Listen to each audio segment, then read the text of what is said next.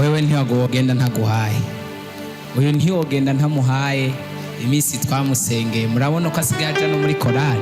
Satani yari yaramuzivye akanwa pi, yarabaye nyamuragi, atavuga, adakoma, atanatwenga.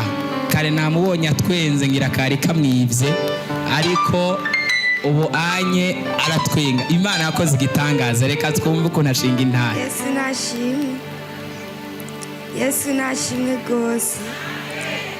Shaka mukomere Imana amashi.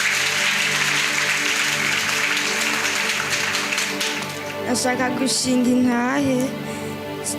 Jewe itariki 15 z'ukwindwi aribuka n'amatariki. Bankuye ruguru inzana aremvye rwose, nari maze byatanguye kumfata ari kuwa mbere. Kuva kuwa mbere naraye ndaribwa mu ijoro, ndaranda ko induru.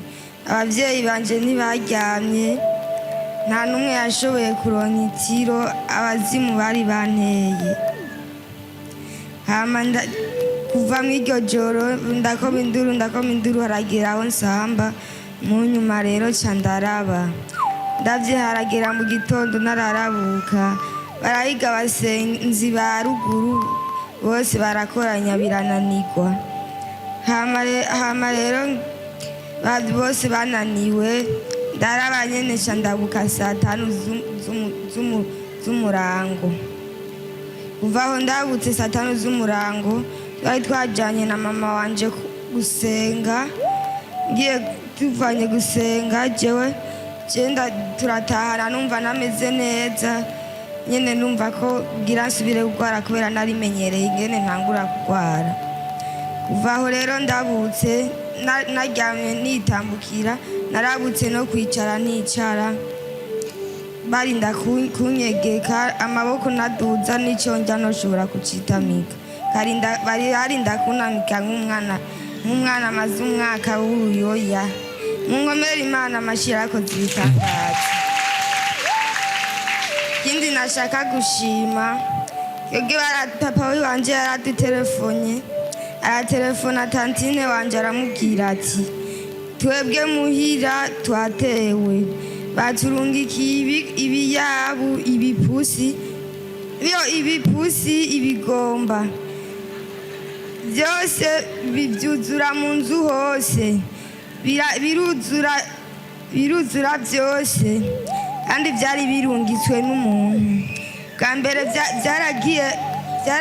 byaraje ari byinshi, ariko ngo ari ku mugoroba biraza ari byinshi cyane. Ivyo vyaragiye canke biracari?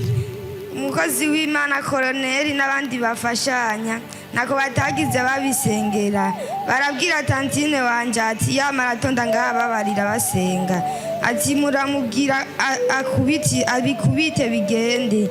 Navyo byari bimeze nk'umuntu, uko biza byaraza bikinjira, hanyuma rero hajya mu gitondo bikaca bisohoka bikagenda kurisha. Bigiye kurisha bikagaruka byahaze, bigasubira bikaryama, isubiye bikaryama mw'iyo nzu yacu.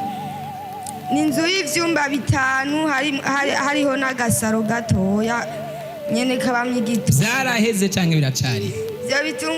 Ivyo bikoko byose kozi b'Imana barabisengeye, byaragiye. Twagomba turabe